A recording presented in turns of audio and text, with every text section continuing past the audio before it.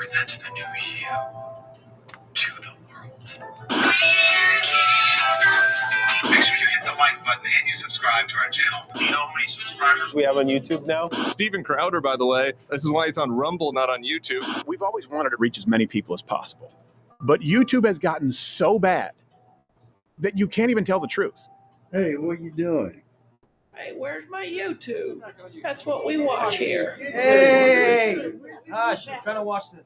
And that's why March 24th, we are officially canceling YouTube. We need YouTube.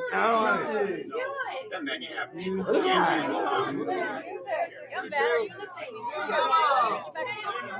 Why are you changing it? We just watch YouTube. YouTube is saying, what is this bullshit?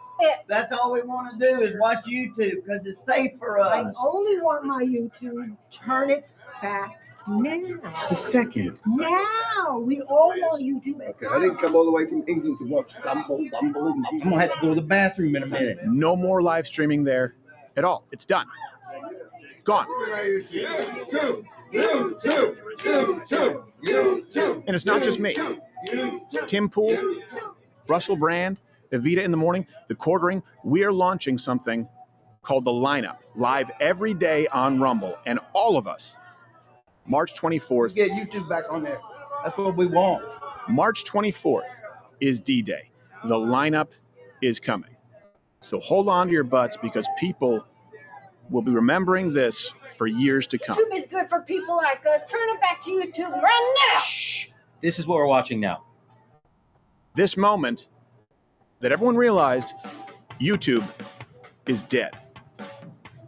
And Rumble did it.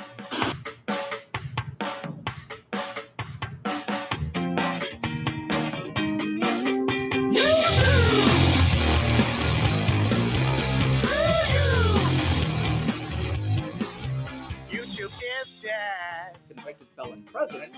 Self-inflicted. This is what makes me so beautiful. We've got the big stream. Largest stream on the planet for election night. On Rumble each day. Uh-oh. Well, it's just a dumb and dull. Yeah, on Rumble in freedom. Well, the lineup is epic. All day long, I can't believe we never had it. Tim Pool and Crowder. Steven Crowder. He's very offensive. Very offensive. They're offensive remarks that Trump has been making. Now YouTube's canceled. So let's celebrate all identities. We stream to Rumble. Deal with all of Trump's dumb stuff. You've got a problem. Tech platforms access to accurate information. Rumble's a problem. Well, it's just a dumb and dull. Yeah, on Rumble it's freedom. Well, the lineup is epic. All day long, I can't believe we never had it. Tim Pool and Crowder.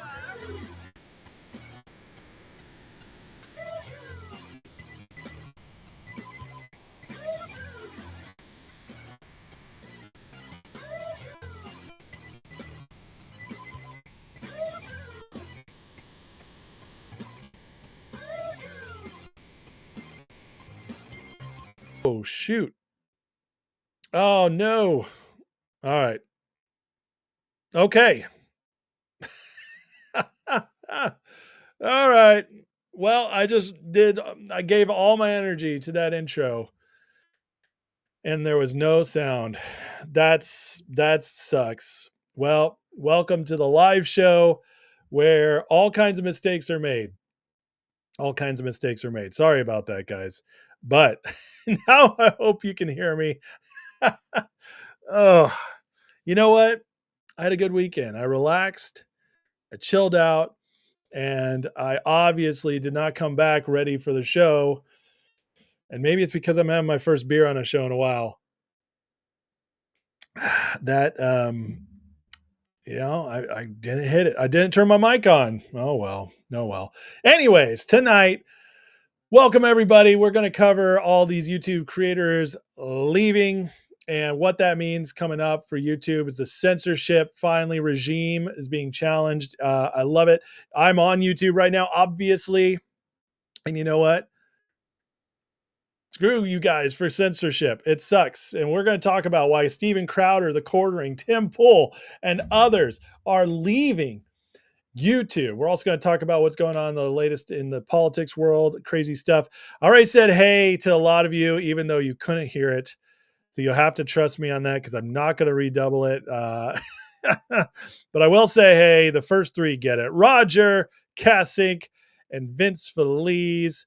What's going on? And let me hold on a second here. Oh my God, Candice. Oh my God, are you serious? Everybody, Candice writes in the chat that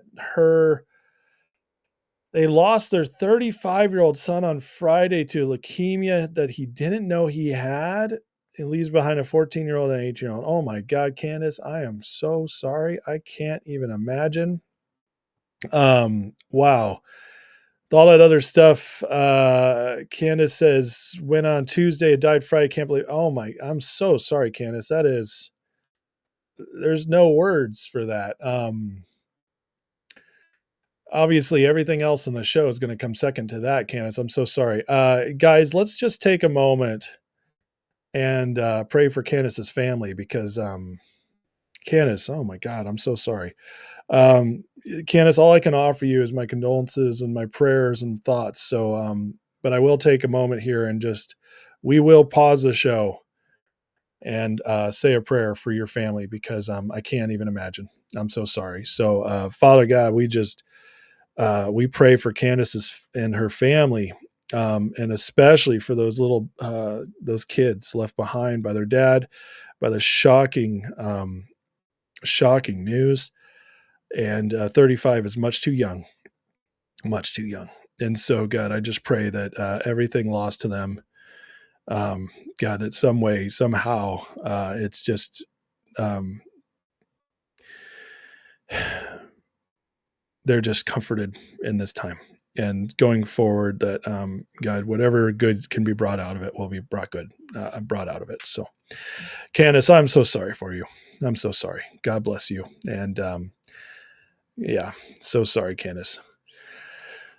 Whew. Okay. Anyways, sorry guys. We will continue. There's just no words for something like that. I don't believe God wants that stuff to happen. I don't believe he chooses people to die. And, we live in a fallen world with fallen, horrific things that happen. And, not everything that is supposed to happen does. And so there's just those kids, they were never meant to lose their father. And I'll say that. So Candice, there's no words. I can only tell you as, just I haven't lost a child, so I can't explain that, but I did lose my parents and my brother. And as somebody who's lost a lot, I can tell you that, the pain never goes away, but, there's still, life can still be beautiful and there's still much joy. Yeah, I know you know that, but especially for the kids. So God bless you, Candice. I'm so sorry. So here's to you and your loss. All right. Okay. Man, never how you want to start a live stream. People suffering, but, we're going to move on and talk. And Candice, if there's anything you need from me that I could possibly do, please let me know. Okay. If you guys are raising money or anything, let me know. I'm small, but I could at least share. If you guys are doing fundraisers or anything, I just let me know. Okay. You can hit me up, either email me or hit me on text. Okay. And I'll do what I can. I will. Cause, yeah, there's, anyways, I'm sorry. I'm so sorry. So, yeah, a lot of loss of my family. we don't need to get into it. I've talked about it before, but, okay. Whew. All right. Well, moving on, from that, obviously not to be cruel, Candice, just to go on with the show. But please let me know if there's anything I can do. Okay, please let me know. All right, guys. Let's keep moving here. So this weekend, I think this is the biggest news of the weekend, even though there's a lot going on that we're also going to cover in the show. But so this massive exodus is happening now from YouTube. And I think it's amazing. I really do. So Steven Crowder, who's the biggest name in all of this, but along with him, Tim Pool, Russell Brown, the Quartering, other huge names in YouTube in the conservative sphere of news and commentary, they're all bailing on YouTube, all bailing. And as far as I know, it's at least their live shows they're pulling completely from YouTube. And the problem is that YouTube, as you guys know, has been throttling our accounts. So I'm on YouTube right now, and I'll be honest. I mean, my account has been throttled as well since I've been talking about politics. It is, it's been rough. I'll say that. My channel grew very quickly in the beginning and has since slowed down significantly. And, come to find out, it's not just me. So these major channels, like Steven Crowder has millions of followers, I think 5+ million. Tim Pool, millions of followers. Russell Brand as well. Quartering. I don't know Viva Frey, Vince Cogliani's, or Evita. I don't know them, but I'm assuming they're rather large as well. But they've been throttled. They've maintained their subs, but stuff hasn't grown. And ever since Trump got back into the election in 2024, YouTube has had it out for conservative channels. They just are doing everything they can to slow us down. And it sucks because YouTube is the biggest. Obviously, almost all my viewers are on YouTube. I have maybe 300 people watching on Rumble here and there, but it sucks. It's hard because as creators, you deserve to grow if the quality is there. And I can't speak for my own show, although you guys seem to enjoy it, which is good for me. But I can speak. I watch Tim Pool. I watch The Quartering. They're two of my favorite channels. They're amazing. Russell Brand, I highly respect. I don't watch his stuff as much. And Steven Crowder is awesome. He is. I don't really watch his stuff that much, but I really respect it. And he puts on a great show. If these guys cannot keep growing, even though we are in a turning of culture where culture is getting more conservative, people are falling, MAGA is getting bigger and bigger, it's blowing up. We won the election. We won culture. This is how it works. We should win the content wars as well. And yet YouTube is doing its best to hold us back. So this is a major blow to YouTube. This means millions of dollars of lost revenue. Now, YouTube is a multi-billion-dollar company. It's not going to stop them from what they're doing. Anything like that, I'm not pretending it will. However, what this may begin is that we may finally, Rumble may finally get the growth it needs, the talent it needs, the dedication it needs from creators to finally start growing into a true alternative to YouTube. As of right now, it's been like the little brother you can ignore. But I have faith that this may be finally shifting. These people, all of these people are giving up thousands, if not hundreds of thousands of dollars by moving over to Rumble exclusively, because they will be giving up whatever ad revenue they have on YouTube. They will be losing their members they have on YouTube. And some of those members, just let's be honest, they won't jump back over to Rumble and re-up there. They won't. Whenever you make a move, I've done this many times in business online. Whenever you make a move from software to software where people have put their money, you lose many. There's a churn that you lose. The hope is that eventually you gain it back. But at first you lose it. So these people they're doing the right thing. They're giving up their money to move over. My channel is so much bigger right now, and I don't have a reach even on X where I feel like I can comfortably do this. But I will tell you right now that this has gotten me seriously thinking about moving exclusively to Rumble. I am thinking about it. I want to support Rumble. I want to support the free speech aspect over there. And the truth is that I don't want to ditch YouTube as far as like viewers over here, because there will be viewers who don't follow me over there. But the fact, if I was growing, it would make so much more sense to stay here. But because YouTube is making it much, much harder to grow as a conservative channel, and I'm starting to believe that it might just be better to move over there. So if that happens, I will inform you guys. I don't want to keep supporting YouTube's censorship. They demonetize my videos all the time. I purposely watch what I watch or watch what I say sometimes, because I'm on YouTube, and I don't want to be like that anymore. I want to be free to speak my mind. I want to be free to talk about everything and go into every detail.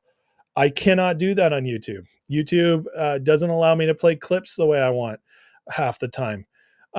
They are dinging me. It is constantly a battle with them to just get my content, keep it up there. And so I'm seriously considering moving over to Rumble full time and just doing my show over there, occasionally maybe streaming on X as well. But and maybe what I'll do is I'll just cut up my lives and I'll post cut ups onto YouTube. But I really want to support what Rumble's doing. I really do. And I'm nowhere near one of these names, but I could bring with me a few thousand people, and it's something.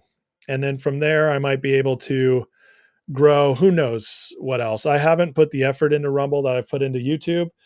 But I'm not going to stop creating. I'm not going to stop talking. And you know what, you guys, I feel like whatever I'm doing must be okay, because most of you guys in the chat right now have been with me for over a year, and many of you have been here for 2 years plus. And because of that, it makes me feel like the people that come to this channel are loyal. They like what they're getting. And if that's true, then that means I'm doing something that might be worth growing. So you guys, I would, I'm going to put up a poll really, actually, that's just very simple. That's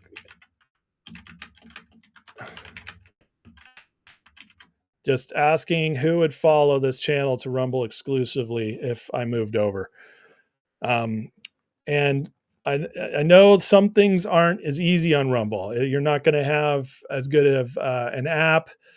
It might mess with your TV, whatever, but I am getting tired. It's exhausting waking up so many mornings and just getting a ding on my phone that says like my video has been demonetized, or it's being taken down for something, and I have to edit stuff out, and it just sucks. It sucks. I'm just being honest with you guys.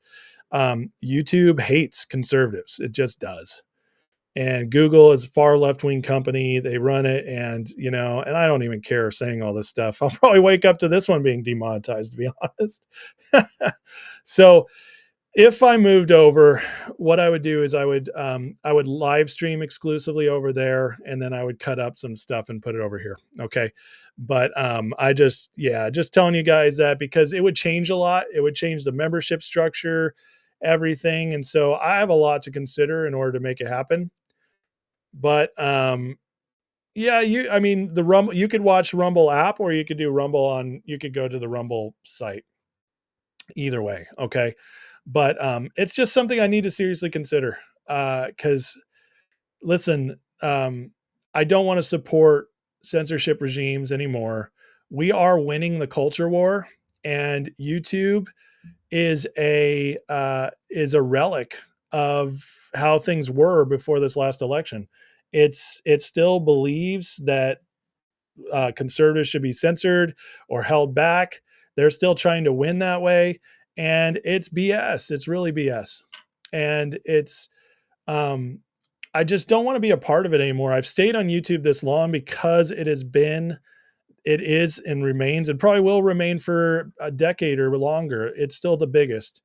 But it used to be the best, and now it's oversaturated. And then they throttle they throttle channels. And so, anyways, I just wanted to put that out there. But you know, and the thing is like Rumble has its downsides. It's just not as that amazing yet in some ways, but it is a free speech platform, and I would love to be a part of them as they're growing. And these guys stepping out and doing it just tells me that if these guys, with all the money they're making YouTube, we're talking millions and millions of subscribers, very loyal subscribers. If these guys were like, screw it, we can't keep growing on YouTube. It's been too hard the last couple of years. If they're having that issue, then I guarantee you, I will never be able to grow much bigger on YouTube anymore, based on what we're talking about. So it's just, it was kind of a wake up call to me, and it's something I've been processing all weekend since this came out Friday. So, but Steven Crowder, as he does, did some great content on this. Here's one little video he did that made me laugh. Hey guys, we announced the lineup this week. You've got Evita in the morning, then you've got Vince. Then our time slot is moving to 11 o'clock Eastern, live on Rumble. It's free. We're still doing the same 2 hours. And then 24th, we cancel YouTube. That's the Exodus. D-Day. It's dead. Well, this one's alive, but you understand it. We're going to see you on Monday. You weren't supposed to be here right now. Hey guys. YouTube versus Rumble. They make me laugh. It's so stinking funny, man. And then I wanted to also play this real quick from the quartering, based on some of the stuff he's experienced, just to get you guys show you what other people are saying, what some of these big creators are saying. Give me a second here on this. Let's see. Sorry, give me a second. I accidentally hit the wrong button and I had to reset it. Okay, here we go.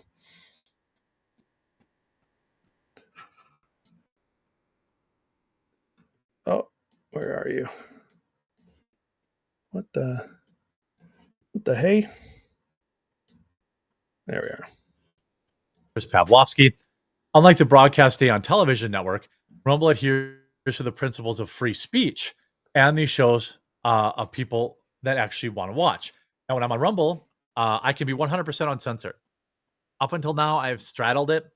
You know, because I'm broadcasting other platforms, I can't be as unfettered. But now that I'm voluntarily doing this, well, I guess we can ask the questions.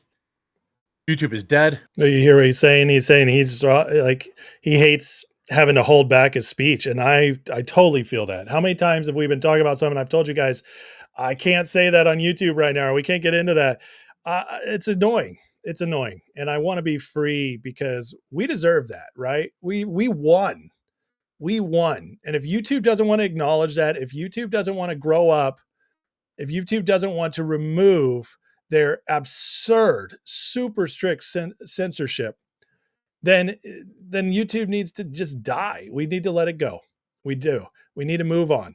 And it does. It pisses me off. We need to be able to have real conversations. We won, YouTube. I know you're listening. Oh, go back up. Rumble did it, and I couldn't be happier, said popular content creator host Steven Crowder. This is a seismic shift in a decade in the making. Let the games begin. In addition to Rumble Live, the Rumble content lineup will continue to... Anyways, he just keeps going on. But I wanted to play that one part of him talking. There's another part in this video where he talks about how he's been throttled as a video. And again, or as a channel. Again, that's a big deal. If you're that big and do a great show, and Jeremy from the Core Ring does an amazing show. He has no idea who I am. He's very big, but he does what I do. He talks to the screen. He does news shows. The one difference between me and him is that he does not talk to the audience like I do. And I do think that's a big part of my show. That's what differentiates me, and I won't be stopping that. But he does a great job.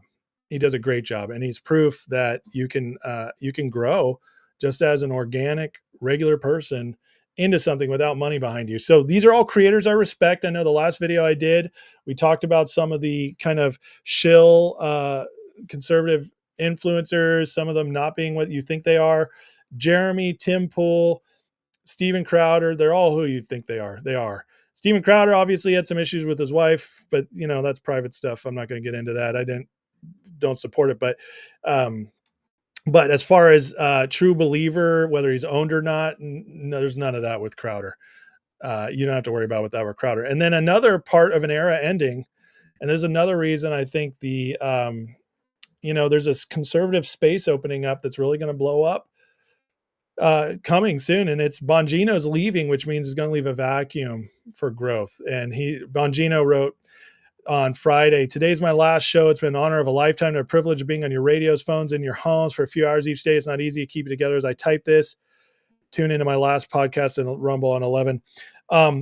And so that's another thing. There's a huge audience on Rumble that is going to be looking for content creators to fill in the gaps of him, who had 5+ million subscribers. And Bongino starts tomorrow at the FBI.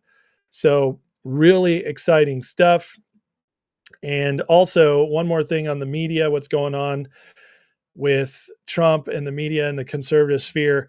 Trump has just ordered the shutdown of the USA for Global Media, which oversees Voice of America, Radio Free Europe, Radio Liberty, Radio Television Marti, Radio Free Asia, Middle East Broadcasting Networks, who were sending out far left propaganda all over the place. And I believe NPR will be next. So guys, we won. We're going to keep winning. This is the beginning of the shuttering down, the ending of what I believe is the censorship regime. And we have to do hard things sometimes in order to win. And one of those hard things might be a transition. So just letting you guys know what I'm thinking of. According to the poll, most of you guys the vast majority of you guys would have no issue with me moving over. So that will be something I seriously consider. And hopefully I will make a decision on that probably in the next week or two. And then there will be a transition period. But I want to be where the free speech is. I do. I want to be unleashed. I don't want to keep pandering to the nonsense of YouTube. It's exhausting. And, I'm grateful they gave me a platform in the first place. But I'm just done. I'm at the point where I'm really, really tired of it. Twilight says, "Why can't Trump shut the censorship down?" They're a private company.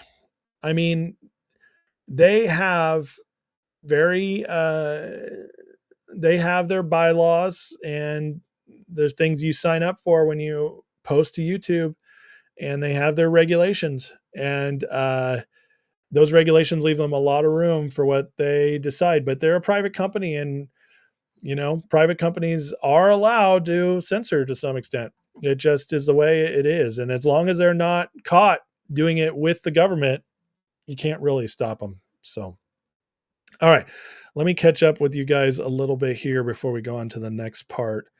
Vinman says, like Ken Griffin said, he determines the price of assets. So does the far left of YouTube. They determine who is successful or what degree. Absolutely. And I showed you guys that, haven't I, with the left-wing accounts who are so huge and yet get so few viewers. And that's because the growth, they get a lot of subscribers, they blow up, the bots help them grow, but the people who actually watch them are very low. Dave Munn says 2 middle fingers to YouTube. I hear you. Toe Cramp says he'll follow me. What you can do is start a live on YouTube, cover the YouTube friendly stuff, make an announcement. Show will continue on Rumble. I might consider that eventually. I truly might. By the way, I will post my YouTube or my Rumble channel in the. I'll post it tonight on the post section of my channel. So you guys, anybody who wants to, can go over there and subscribe. So you're already ready if that transition happens. Alan says, sounds like everyone's going after the Dan Bongino audience. It might be partly that, but this is Rumble is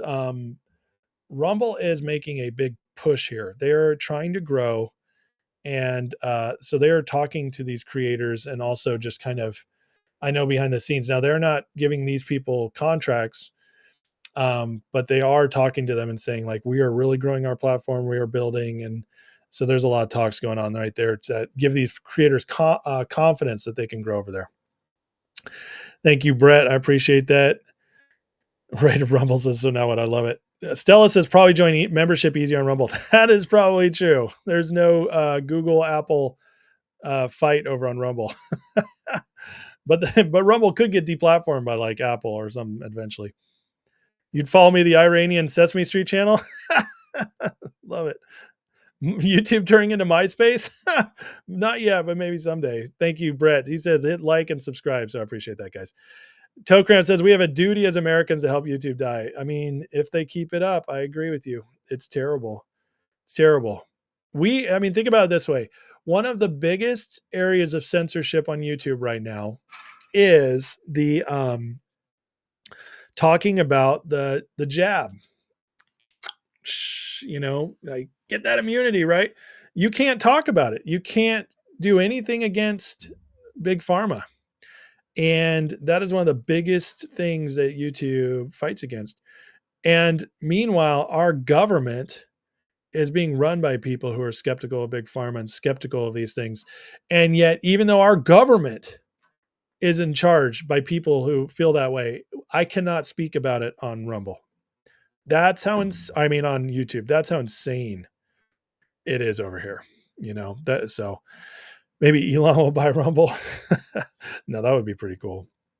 He would just merge it with Exo, I'll tell you. So, yeah, right, Danny. Well, we'll see. We'll see what happens. We'll see what happens, guys. So again, I am weighing this.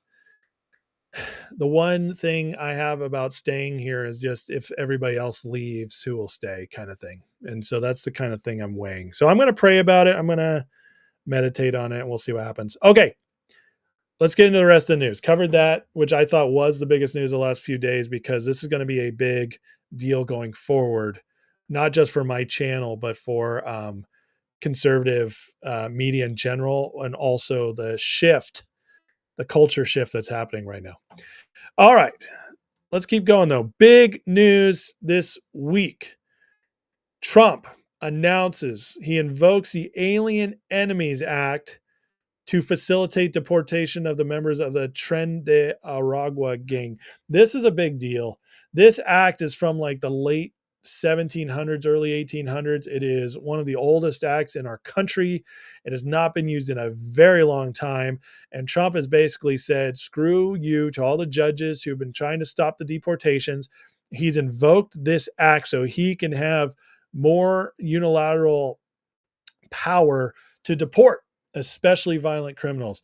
And he's using this to get rid of everybody. And now a judge has been trying to stop him, but thankfully it seems like everything is still going forward. So watch this carefully. This is going to speed up deportations, cleaning up all the criminals that are here illegally. And I got to tell you, I saw a video the other day of them being taken over to the crazy, scary El Salvador prisons. And those guys were not happy to be being delivered there. And it made me very happy. So exciting stuff. Exciting stuff there. Let's see here. Roger Q Patriot. Sorry, guys. I'm just seeing you guys on Rumble. Roger Q Patriot and Q Alerts. What's up? Good to see you guys. Thank you for watching on Rumble and supporting me. That might be my main station before long. So I appreciate you guys watching over there. All right, let me keep moving here. Oh, what just happened? There we go. All right, so Trump, he bombed the Houthis today, and there's a lot, or yesterday, a lot of speculation over this, fighting over this, people saying like, I thought Trump was the president of peace, he's going to start a war. No, that's not what's going on. These people have been attacking us. Here's a great post that says, where was the outrage when we were attacked? Trump just hit the Houthis hard today and suddenly people are crying about it. But where were they when Americans were under attack for the last 3 months? December 1st, Houthis fired ballistic missiles at U.S. destroyer and 3 military supply ships. December 10th, another wave of UAV and missile attacks on U.S. Navy destroyers in Gulf of Aden. February 22nd, 25, Houthis fired surface-to-air missiles at U.S. FX-16 over the Red Sea. First attack of its kind. Nobody has said anything about this, and now Trump fights back, and we are getting a lot of a lot of pushback from many circles, even in MAGAsphere, about Trump's supposed to be the president of peace. Well, here's the deal on this, guys. You cannot have peace if you're not strong.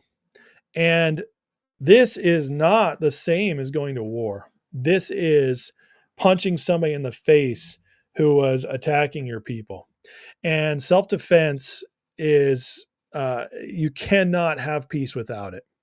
You only get chaos. You only get chaos as you get taken over and people take more and more advantage of you.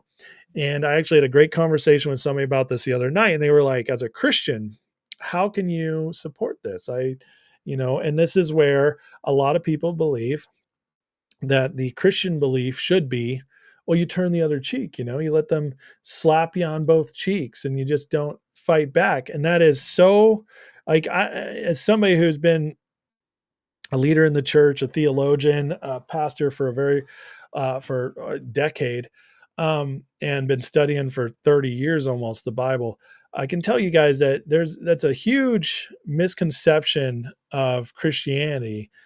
And is that the truth about Christianity is that we want peace, but we also recognize the fallen world we live in. And so we do believe government has a what's the word? A responsibility to protect its citizens. And that's in Romans 13, where it says the governor, so to speak, the people in charge, they don't hold the sword for nothing. They hold it like, in other words, they have the power to inflict damage on those who would hurt others. It actually says the evildoer.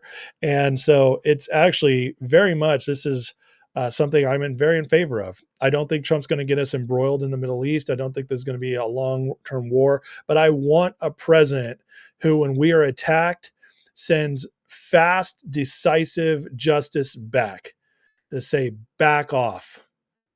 Back off.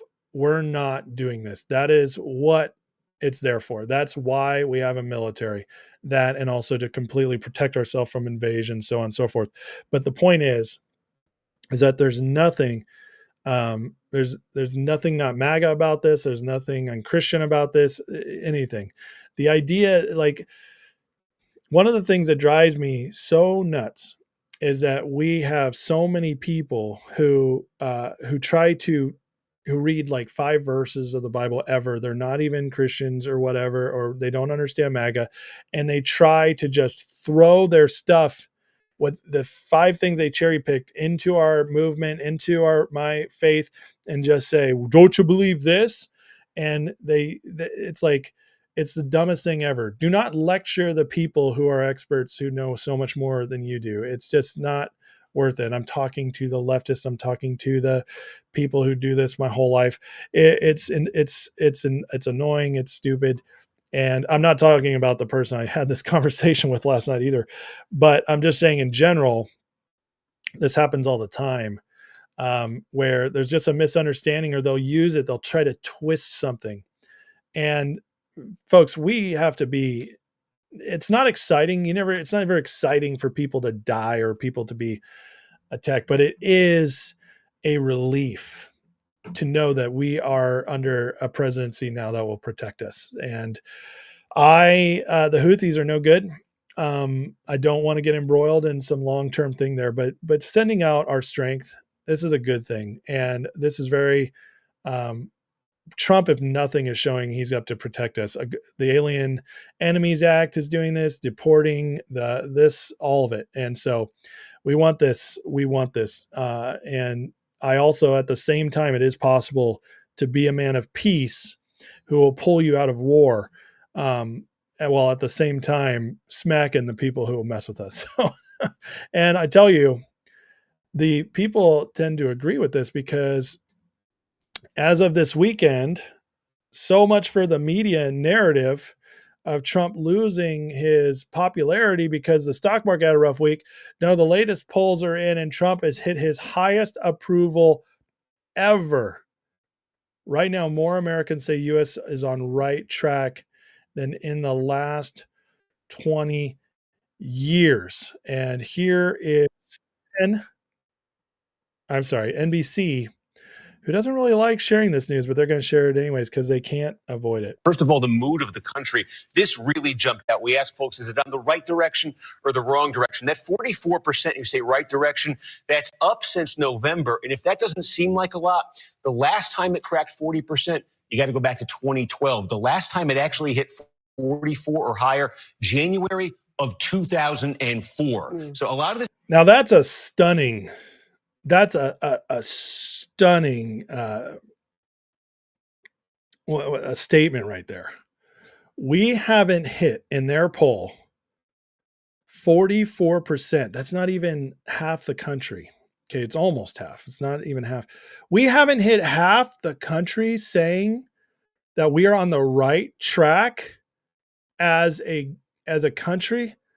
We haven't had half the country say that since 2004. 2004, if you guys remember, was the high time of the Bush presidency. It was when, if you were a Bush follower at that time, you were feeling pretty good. The Iraq war was going well at that time. Afghanistan was going well. The economy was at its best it was. Honestly, other than 2019, that year that Trump had such a good economy, 2004 was the best economy of my life. It just was. I was 21 years old, and you could just get a job anywhere. Money was being made hand over fist. Things were rolling. Life was good in America in 2004. And that's why Bush won re-election, because 2004 was just a great year. And 20 years though, guys, that was the last time, because 2005, Bush got in, and then all of a sudden we have issues going on in Iraq. Bush loses a lot of popularity because he tries to reform Social Security. The people turn on him, and then the Democrats come back in 2006. Nothing gets done the next 2 years, and obviously 2008's the financial crisis, and it all falls apart. And it's all been a slog since then in many ways. And that, my friends, but that's how long it's been. That's how long it's been since people, almost half of America, thought we were heading in the right direction. That's a crazy statistic. But this tells you, no matter what anybody out there is saying about Trump and the direction he's putting us in, the people are with him. The people feel good about it. We're ready for change, and Trump's doing what he told us he'd do. And that is exactly what we want to see. And on top of that, the latest Rasmussen poll has him at 54% approval versus 44% disapprove. That is huge. That is out of 3,000 registered voters. That, my friends, is what you call a strong poll. So don't buy the nonsense. I know none of you guys are falling into the trap. You're too smart. You watch this show. It may, you guys are just too smart to fall for it. But Trump is growing in popularity despite a couple things here and there, and it's a beauty to behold. And this is very important. It's very important because as long as he holds the popularity, the will of the people, as long as the people believe our country's on the right track and they support this president, stuff is going to get done. It's going to get done. And that is the best part of all of it. So, and speaking of getting done, our tariffs are coming up in just 2 weeks. Our reciprocal tariffs are fully going into effect. And, I watch Maurer from time to time. I don't mind him. He's obviously a libtard with major TDS, but he also goes after the left a lot, and he has great guests. Well, Friday night, he had a couple guests on, and one of them was this Boccia chick, who I like her. She's on Megyn Kelly sometimes. And everybody's trying to use the tariffs thing against Trump right now because they think that's playing. That's the Democratic rule book right now.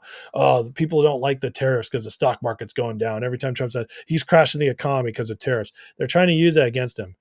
So Maurer goes after the tariffs, and this response came up, and I got to tell you guys, this is the best response about tariffs I have heard yet for what the best defense of what Trump's trying to do. This 2 minutes rocks Bill Maurer's world, and was amazing because millions of leftists just heard this. So watch this. I want to answer the question about manufacturing in the 70s. No, I don't blame you. I'd go back to that too.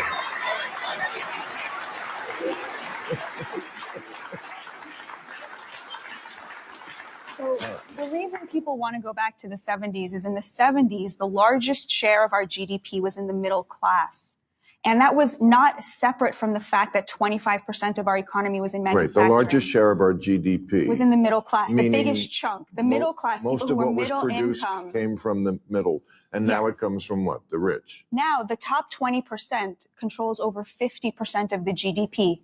Our economy was an upward funnel of wealth, and the largest share, which used to be in manufacturing, which gave a lot of working class people a middle class standard of living, now the largest share is in real estate and finance, meaning that asset-rich Americans are controlling over 50% of the GDP, and they have left the working class out of all of that prosperity that was generated. That manufacturing is still being done. It's just being done in other countries. It is still For wages making, we will not work That's exactly for. right.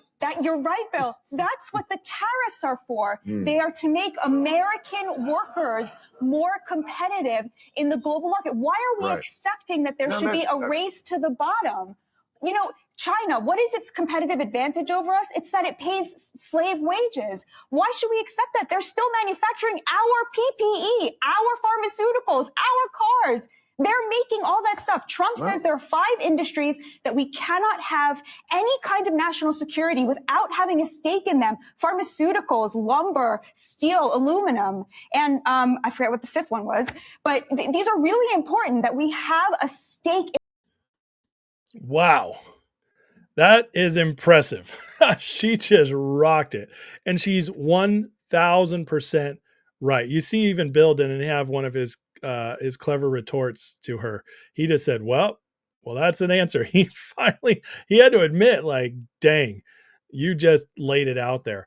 And guys, this is exactly what Trump's doing. It's why I've been a big fan of the tariffs all along.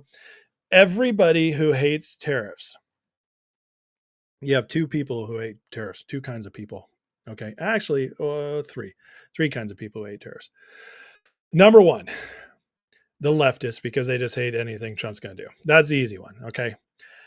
Number 2, the people who don't understand what's going on and they're believing the media hype. And these people are just hard to reach. They don't watch shows like this. They don't actually want to get educated. They just want to check in and be like, oh, I heard Trump said tariffs, market's down. Dang, tariffs must suck.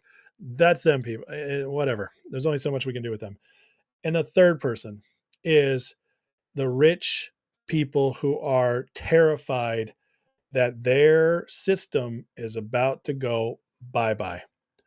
Their system that has been, and listen, I am a supporter of getting rich. I think it's great. I think in America, you should be able to get as rich as you want. I don't think you should be taxed to death, any of that. I am a free market capitalist. But the system has been rigged so that assets like stocks for these people are the only way really to get super wealthy now. Now, you can get rich. Don't get me wrong. You can make a movie and get a $20 million contract if you're a star or whatever. I'm talking about real wealth, the kind of wealth that you don't have to worry about anymore, where you don't have to work anymore. That used to be available to people who worked hard, put money away. You could retire. You could make a life.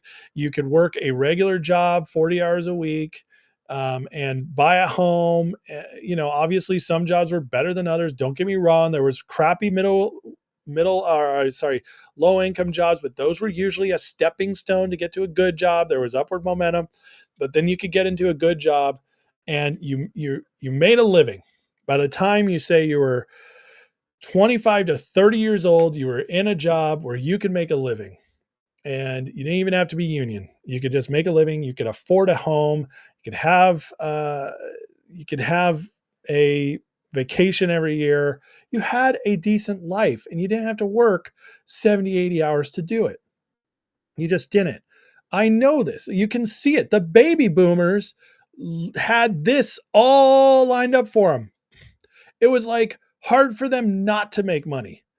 They just went from job to job to job. The economy was always kind of favorable to them for the most part, and except for a blip in the 70s, and they just made money. And they were able to get assets like cheap homes, cheap land, stuff that accrued extravagantly in value as we went from being a middle-class economy that produced things to being an economy based almost entirely, on finance and tech. 50% of America's wealth now is in the hands of the 1%. And I don't believe in that because it's not their fault. They did what the government allowed them to do. I'm not going after rich people here. That's not what I want to do. A lot of rich people are just good people who just did what was they were enabled to do. The problem is the crooks who enabled it, which is some of them. Some of the rich people, they lobbied for this, whatever, but the government is the biggest one at fault here because it happened on their watch when they were supposed to be protecting us.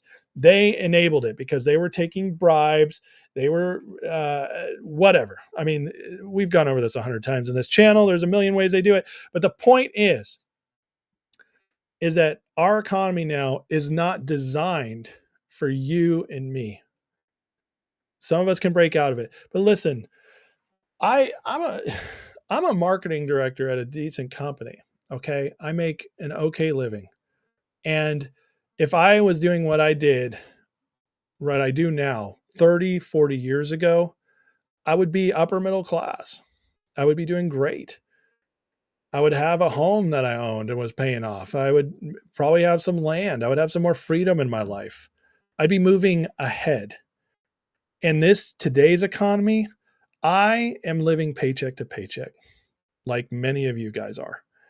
And that's with busting my butt for years, growing in skills, doing everything I can to keep growing, moving multiple states, taking every opportunity I could get, taking risk after risk after risk to move up in the world. And it's been a lot of work. I work very hard. And I don't have nearly to show for it at 41 that people did 30, 40 years ago, most people at that age. It's hard, guys. I'm not pretending it's not. And it's not making an excuse, whatever. It's still my life. I'm doing what I can for it. It's not about making excuses. We all got to just keep working hard and do the best we can. That's not what I'm here to do. What I'm here to say, though, is that tariffs are all about building the middle class again. It's about taking away, not robbing from the rich to give the poor. I don't believe in that. What it is, though, is it's creating a more equal playing field once again. And it's saying, if you want to make money, you actually have to be a part of creating something, which is how it should be. There's only two ways you should really make money. Okay, well, I'm not going to say that. There's many ways you can make money that are fine with me. But the main ways you should make money is creating something, whether it's a product or a service. And then the second one is actually doing a service that people need, like something that they can't do, whether it's a trade, building a home, whatever. Like that should be the majority of our wealth should be tied up in those things. And the people who should get rich are the people who create systems where other people can work within those systems, not just buying more stocks. Like Warren Buffett. Everybody talks about Warren Buffett like he's the greatest person in the world. I'm sure he's a nice guy. Warren Buffett just got rich by just picking stocks and sitting on them for 30, 40 years. Good for him. But we shouldn't live in a system that turns somebody like that into one of the wealthiest men in world history. He didn't create anything. He just held on to assets. And there's nothing wrong from that on his end. What's wrong is a system. Like if Warren Buffett was 1/3 as wealthy as he is, he'd still be one of the wealthiest men ever. But he has 3, 4, 5 times the wealth he should have because we create a system that rewards him instead of rewarding the people who work. And tariffs are to break that system. And that's what she communicated so well. And it's beautiful. Boswell says the liberal court sided with the unions in the 70s, steel companies closed in Pennsylvania. I know, like, unions have done terrible things too. Don't get me wrong. I'm not a big union guy. They have their place, or they have had their place. But now, Brett says, Trump's tariffs are going to give his billionaire buddies tax breaks. Schumer should be spewing that tomorrow. What do you mean by his tariffs are going to give his billionaire buddies tax breaks? I don't know what you mean by that, Brett. Housekeeping alert, hit the like and subscribe. Thank you much, Brett. Alan says, when I went to college, professors were telling us the U.S. will be a service country, something I always argued with them on. And here we are. But we don't have to stay that way. And I don't think we're going to stay that way anymore. I think Trump is trying to remake it. So Jim says, according to the latest IRS data, the top 1% of earners paid 40% of all federal. I know. And listen, I don't, well, first of all, I don't believe in income tax at all. Okay. So let's just stay there. I'm not even going to get into graduated taxes and all that. But I think all of it should be abolished. I do. If it was up to me, all taxes would be based on sales, what you buy, or tariffs. Or we're taxing other countries. If it was up to me, all taxes would be that, because I literally think it's immoral to take money that I've earned and take it away from me before it ever enters my pocket. And I think that's immoral. I don't care how wealthy you are. I think that's immoral. Jam, in 2023, individual tax for approximately 49. Yes. Yeah. That's half. Thing to do is save money, invest in stocks. Yeah. Well, see, that's where I disagree with you on stocks. It didn't used to have to be stocks. You could invest in land. You can invest in assets like gold and silver, and you could become wealthy. And that's how it should be. It should be more than just stocks. The stock market is so hyperinflated. The value of stocks versus the actual what revenue companies making, it's the largest discrepancy in history. I can't remember how big it is right now, but it's massive. In other words, these companies are being valuated much higher. The stocks are coming in much higher than the companies make money. And that should not be shown. There shouldn't be such a big, and every other time there's been that big discrepancy between their actual earnings and their value, there's been a crash because it has to be corrected. NAFTA was terrible, Brett. I agree with you.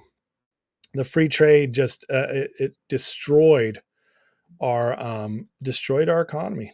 It did. It destroyed the middle of our economy. Got rid of all those factories. It's terrible. Brett says you were kidding. Oh, okay. Oh yeah. Schumer does say that. You're right. I agree with you. All right. I'm going to do two more things here, guys, and I'm going to call it a night, but real quick, I just wanted to give a shout out to Marco Rubio, little Marco. He's all grown up. This clip is, I just wanted to share it because I wanted to share just how proud and how excited I am about how strong Marco Rubio has been and how he's actually turning out to be a wonderful Secretary of State. Is there any evidence of a link to terrorism, or is it just his point of view? Yeah, they take over. You should watch the news. These guys take over entire buildings. They vandalize colleges. Intensely. They shut down I'm colleges. asking about the specific justification for the revocation of his visa. Was there any evidence of material support for terrorism? Was the negotiator negotiating on behalf of people that took over a campus, that vandalized buildings? Negotiating over what? That's a crime in and of itself, that they're involved in being the negotiator, the spokesperson, this, that, the other. We don't want it. We don't need these people in our country. We never should have allowed them in the first place.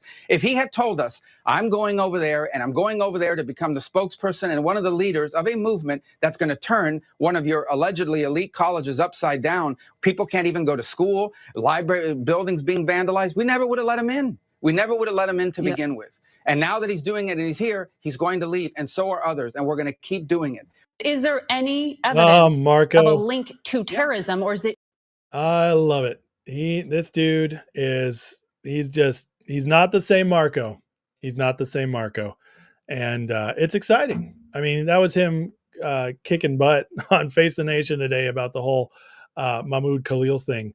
And it's just great to hear somebody so strong, So Love it. And then the last thing I want to share tonight, real quick to you, Roger, you called it. This is a quick Epstein thing I'm going to cover, but Alan says, tariffs, let's look at it like Canada, our farm products are tariffs to the Canadians. Yep, I know. It doesn't go both ways. Rumble has subscriptions. I think I have to create a locals account. I'm going to figure that out before I move over there if I do. Okay. All right. Trump did make Marco great again. I love it. You know what? I feel like Marco is fulfilling his potential. All right, guys. Again, the ongoing Epstein saga, the ongoing saga of JFK files, everything, they finally got Trump to speak on it. And I want everybody to hear this because I know most of you, even if you are not sure about Bondi right now or you're upset at Cash, pretty much all of you still trust Trump. And so hearing this from him, I feel like should give all of us a lot more confidence that we're going to get what we want. Here's what Trump had to say about it today. A lot of intrigue surrounding the release of the Epstein files, Martin Luther King files, John F. Kennedy files. Some current and former FBI agents are saying, some of them telling me, that they feel the FBI establishment came out ahead in the standoff sort of with the New York FBI field office over releasing the records and your Attorney General Pam Bondi demanding them but not getting all that she wanted. Is that process still on track? I think that's one of the most often questions I've been asked the last couple of days, to release these records on Epstein, MLK, and JFK. Well, Pam Bondi's done a phenomenal job in every respect. And there could have been some holdback. I haven't heard too much about it, but they could. But the bottom line is the records are getting out. The Kennedy records are getting out. Those are the ones I really wanted to see the most, with the Kennedys. And real quick, did you hear that? He said Pam Bondi is doing an excellent job in every respect. And then he said, bottom line, the records are coming out. I don't know about you guys, but that's all I need to know. I feel very strong they're going to come out. They're not going to keep bringing this up and saying this if it's not going to happen. Let me finish it. During my administration, as you know, I released a lot of them, but then a lot of people started coming in, people that I respected, people that worked for the administration, asked me not to release the rest. And I respected that. They gave me certain reasons, but I respected that. And I did say, I must tell you, I said that probably wish I did release the whole thing because I have no idea what's in there. But since then they found, and we found 2,000 more documents on Kennedy. And the one they want most is Kennedy, and it's going to be released. It's moving along, and it's moving along pretty rapidly. It doesn't go that weeks rapidly. Maybe, or longer? I say weeks. Yeah, I say weeks. Wow, did you hear that? So said even with Kennedy, there's 2,000 files that came out that they were not expecting. So that's a lot to go through, guys, because listen, I know everybody wants complete no redactions. I would love that too. Don't get me wrong. But when there's national security stuff going on, when there's just some things they got to do, and it doesn't matter whose team you're on, that's just going to happen. Now, the question is, if we get into a ton of redactions, I'll be right with you guys pissed off. But if it's just a couple things here and there that don't really stop us getting the info we want, then that's what I won't have an issue with. But, you know, we got to be clear. These are legal documents, especially in the Epstein files. These are legal documents still being used.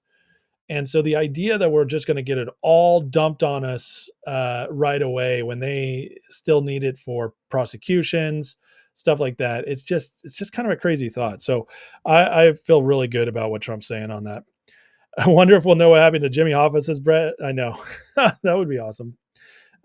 Stella, think peeps create a bunch of fake files, take them down rabbit holes. I heard that about Epstein, actually. Jim says Cash and Bondi have to cross the T's, dot the I's on their court filings. They could be dismissed with prejudice, won't be able to refile. Exactly. And that's one of the things for sure. Mike says, very doubtful Rosie O'Donnell's ever been to Diddy party.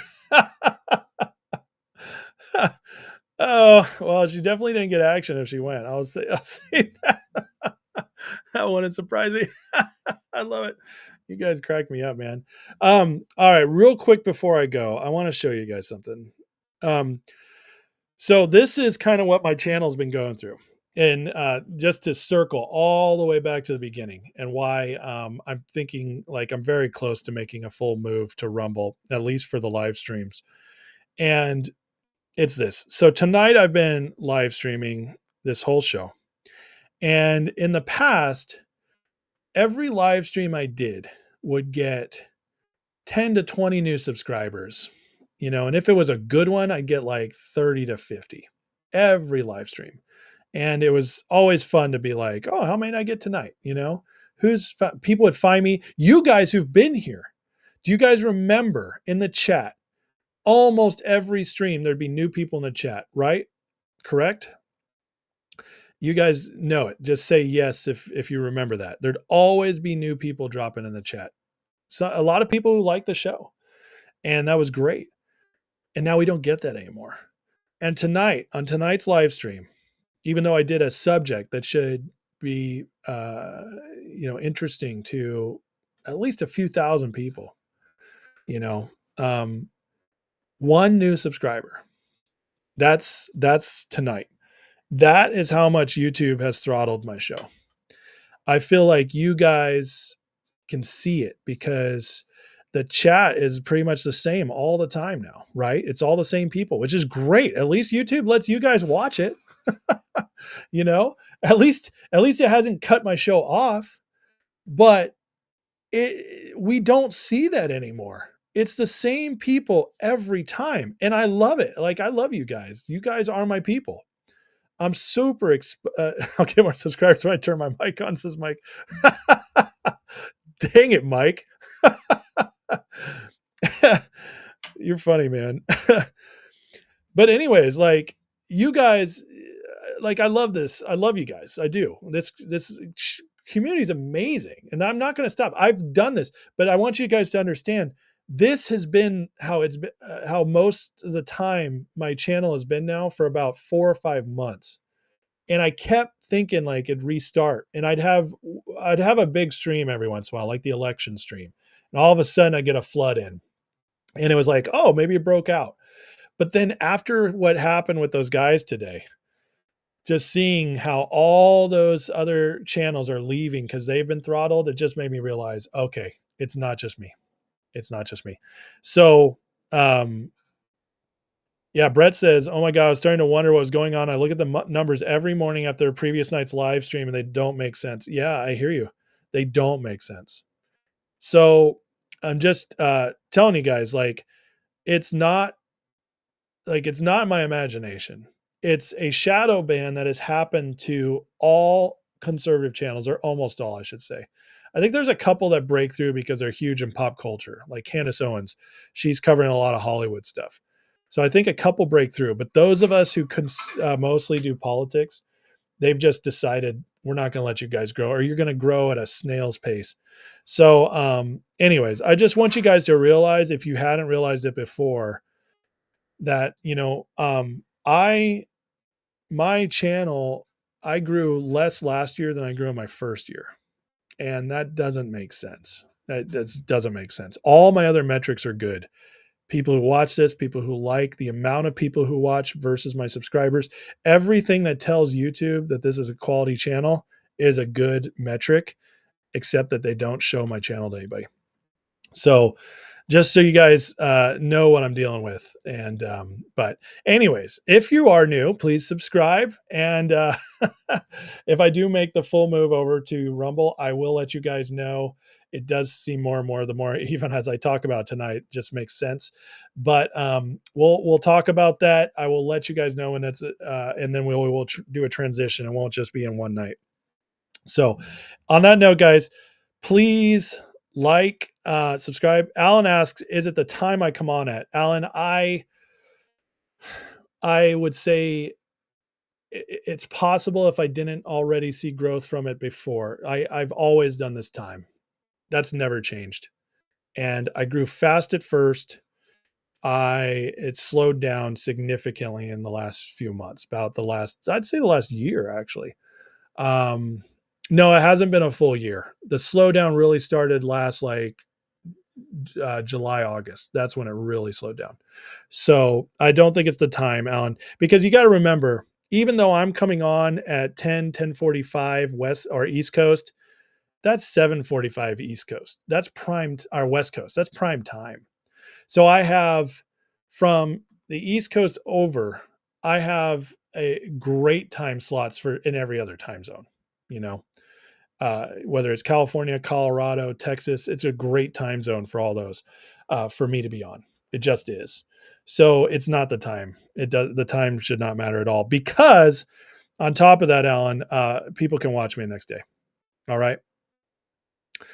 Rum says I'm talking less. Well, see, and that's the thing, Rum. You're right. I did stop talking about stocks as much, but here's the deal. They didn't throttle the stock talk because they didn't care. It's when I moved, because my content has gotten better. Let's just be honest. I think everybody can admit my content's gotten better.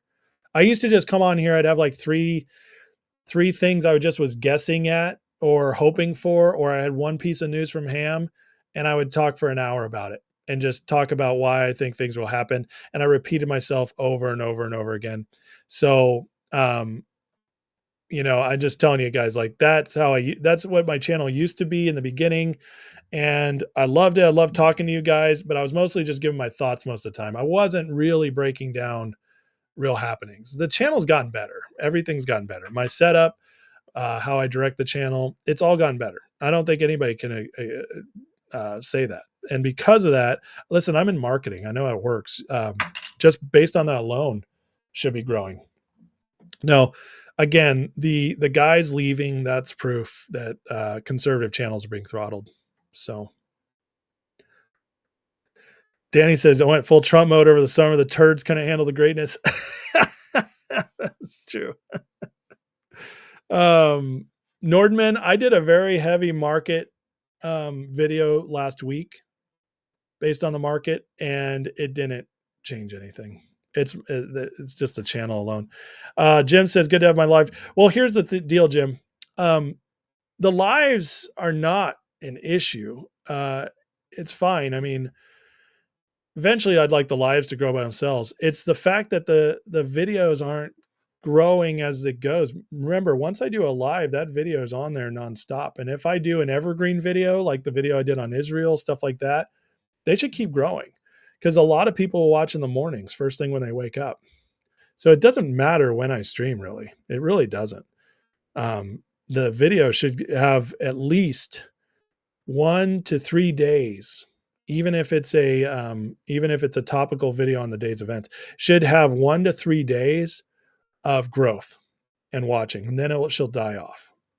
The first day should be really big, and then it drops off, but it'll still be good, have attraction for a couple of days, and then it'll really drop off over the third day. That's how this works. I'm just telling you, I do this for a living. I know exactly how this works. So, but yeah, some prefer watching live. But see, and this is where I'll disagree with you. I watch Timcast all the time. Timcast live. I don't care if it's live. I just listen to it whenever. Same with two-way. I don't care. I don't comment in the chats. That's not for me. I don't care. I still love the show. And the vast majority of the shows I watch, whether they're live or not, I don't care when they're on. I just watch them. And I watch a lot of shows that are live when they first go on air, you know? So Michael says, I accidentally found you because I was searching for information on GameStop stock. There you go, man. Hey, I'm glad you're here. Well, that's awesome, Jim. I mean, look, you know, and hey, even last summer, when I first started talking about politics, we regularly would have 250 people, 300 people in this chat. So I'm just, you know, I don't think you can, I think the numbers speak for themselves. I really do. But I appreciate all the thoughts, guys. If you have other ideas, I'll listen. But the fact is that even the guys with millions of followers are leaving because they can't grow on YouTube anymore. They've hit a wall. And so I'm not making this up. I'm not making it up. Does it mean I can't improve? No, I definitely can improve. If I could set a schedule, I would, but I can't. And there's a lot of reasons for that. But the number one reason is I'm a family man first and foremost. My kids and my wife come first after my kids and wife come first after work. Well, they come first even before work, but you guys know what I mean. I get home from work and then it's wife and kids time. I cannot go live until my basically everything I need to do in my household is done for the day. That my kids' needs are met, my wife's needs are met. Once all that's done, then I sit down and I put together my research, and that's when I come on. And the fact is, I just don't know every day when that's going to happen.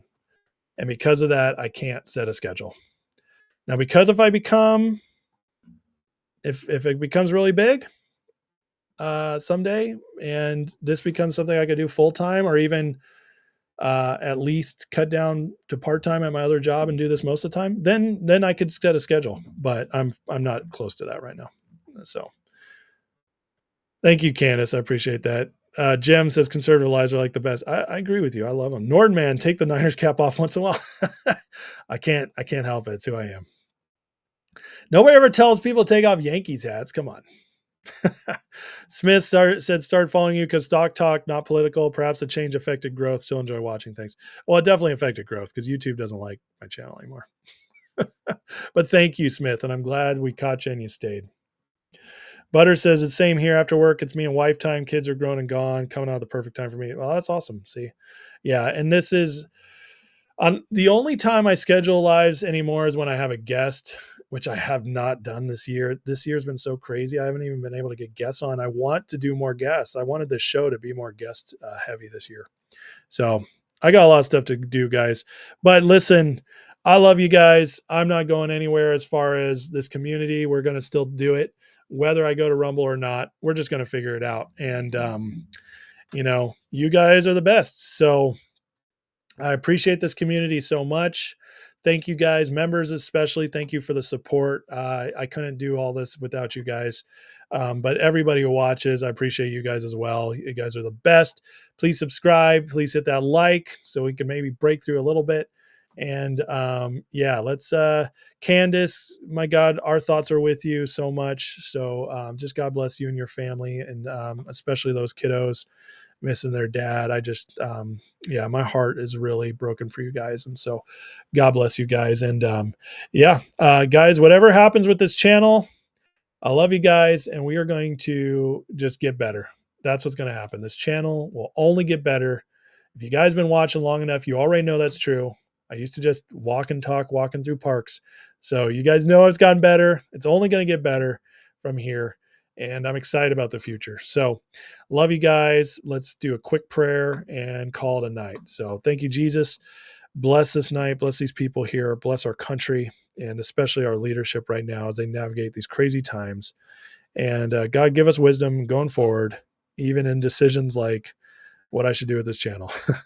But thank you, God, for this amazing community who's gotten us this far. They are the best, and I'm so grateful for them. So bless them in Jesus' name. Amen. All right. Love you guys. Have a just like and subscribe, and I will see you all tomorrow night. You better believe it. Take care. See you later. Bye.